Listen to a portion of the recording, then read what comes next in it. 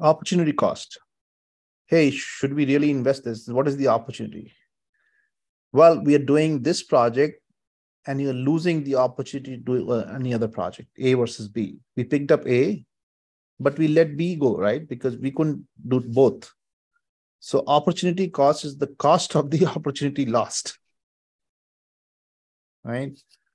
If I was not doing this PMP course, I would be sitting on the beach. So you lost that opportunity. So there's an opportunity cost. In my mind, that is worth $1 million. And Sam's class is worth $500 only. I'm just kidding. So there's a very high opportunity cost here. Actually, 1 million minus 5K here, whatever. So the point is, you can calculate that comparison. Oh, we're going to keep working on this project. We've already sunk $3 billion. We cannot let it go. You will be bankrupt, right?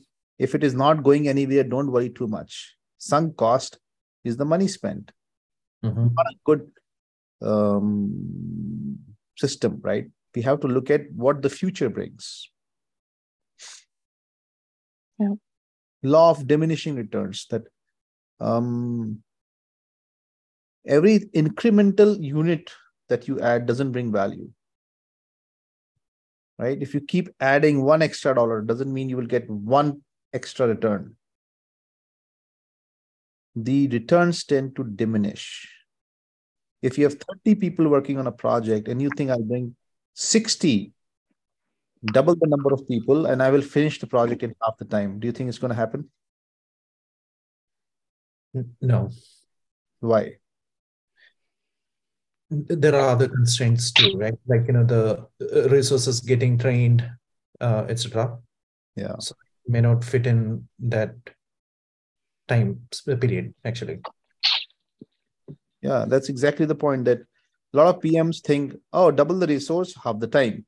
No, because there's a law of diminishing returns. The returns tend to diminish with each incremental application of any new resource. Humans, or it is laptops, computers, or money, right? By becoming richer, did you increase more value in yourself?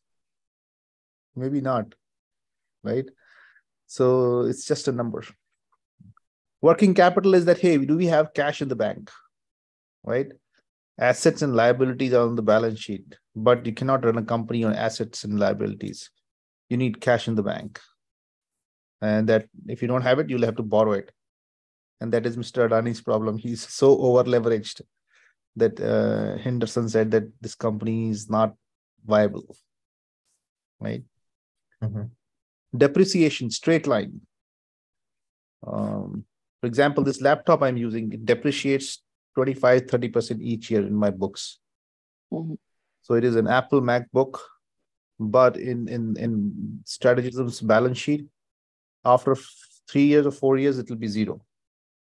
But in real life, it will still have some value, salvage value, right?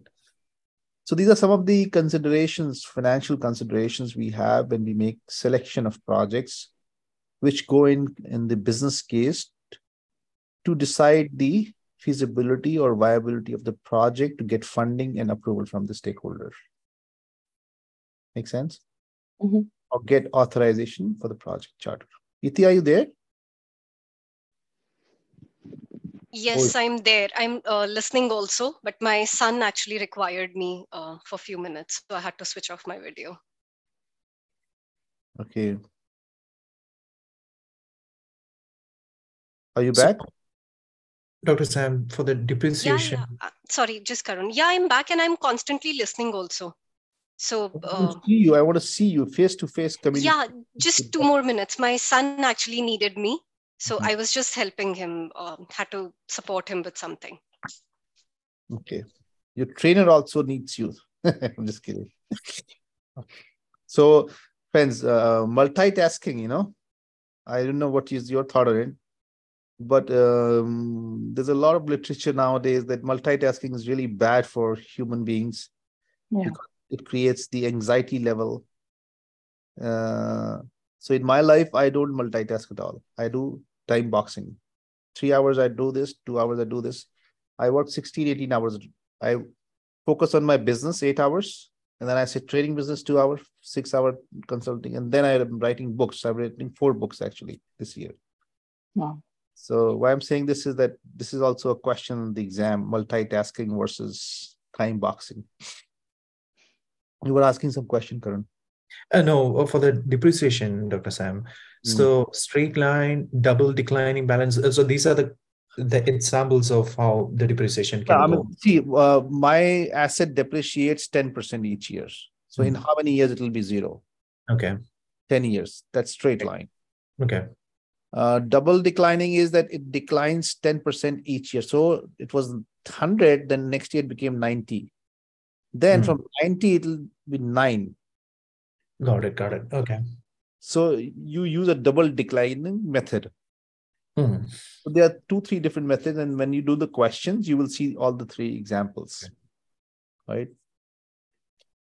And depreciation is very important from a financial standpoint because, even though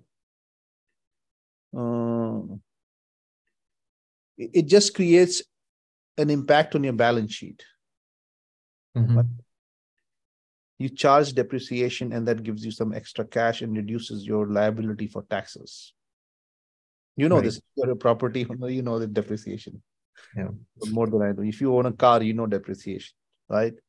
Other than Elon Musk's car, all cars depreciate badly. Other than Corona time.